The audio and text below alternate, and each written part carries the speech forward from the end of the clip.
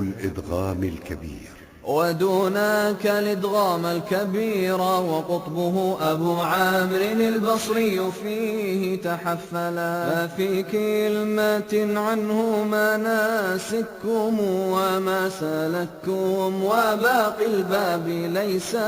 معولا، وما كان من مثلين في كلمتيهما فلا بد من إدغام ما كان أولا، يعلم ما فيه هدى وطبع على قلوبهم والعفو وأمر تمثلا، إذا لم يكن مخبر أو مخاطب أو المكتسى تنوينه أو مثقلا، ككنت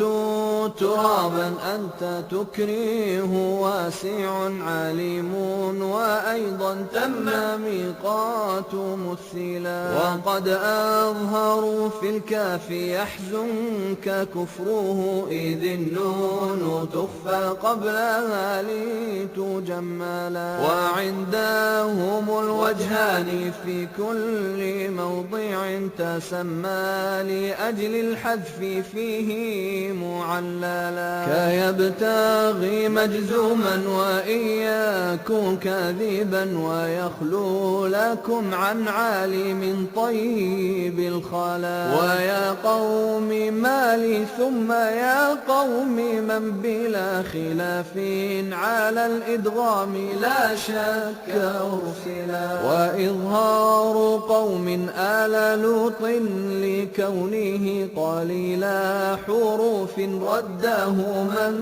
تنبلا، بإدغام لك كيدا ولو حج مظهر بإعلال ثانيه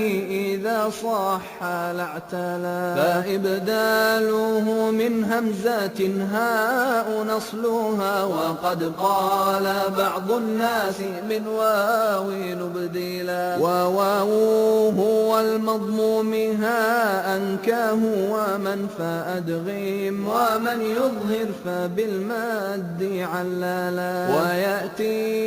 يوم أدغموه ونحوه ولا فرق ينجي من على المد عولا، وقبل يئسنا الياء في اللاء عارض سكونا أو أصلا فهو يظهر مسهلا.